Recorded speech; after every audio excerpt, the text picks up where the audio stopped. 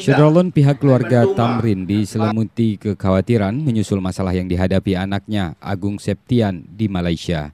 Menurut keluarga, Agung yang masih berusia 17 tahun sejak 1 bulan terakhir tak bisa kembali ke tanah air dengan alasan kehilangan dokumen keimigrasian.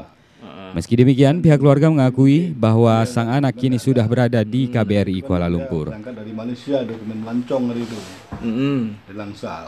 Dan sampai sana itu dokumen itu entah kemana. Hilang dokumen. Kemudian dia menyerahkan diri.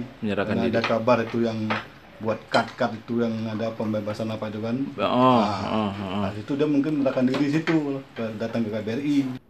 Orang tua Agung, Tamrin, saat ditemui di desa Jatirejo, Kecamatan Kuala Pesisir, Nagan Raya, mengaku sudah terhubung dengan pihak KBRI Kuala Lumpur. Sementara itu, Syederalun anggota DPRK Nagan Raya, Cutman, mengaku akan membantu memfasilitasi pihak keluarga dalam menyelesaikan masalah ini. Supaya masalah keluarga saya yang ada dari Sukamakmur, Dedi Iskandar, Serambi On TV.